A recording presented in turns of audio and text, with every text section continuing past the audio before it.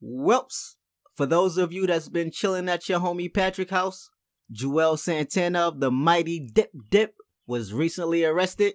He caught a gun charge, but he wasn't riding around with the blicky looking for the ops then got pulled over.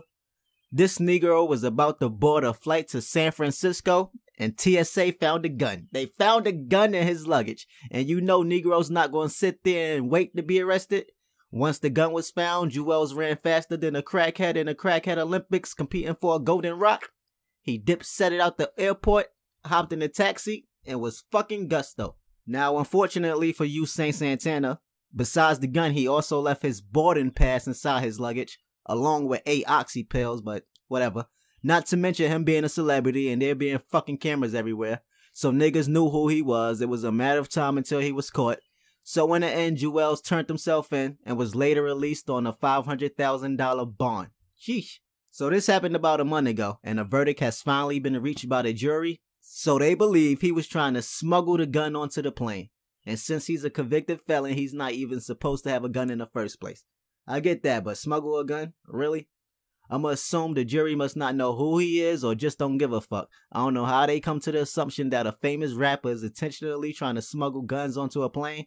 I understand if it was a brick of cocaine he was trying to smuggle, or if he had a fucking rocket launcher in his bag, but not a little handgun. For those of you that don't smoke GG Pack and you got a good memory, the same thing happened to T.I.'s stepdaughter a little while ago, like a couple of years ago. She had went through TSA and forgot a gun in her gym bag.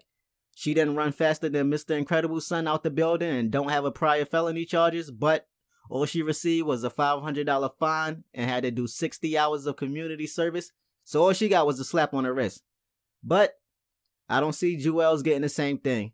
So Julez is now facing 2 felony charges, one for carrying a firearm on an aircraft and one for possessing a firearm while being a convicted felon. So 2 charges, and they can bring up to 10 years each. So he's looking at a 20-year sentence total.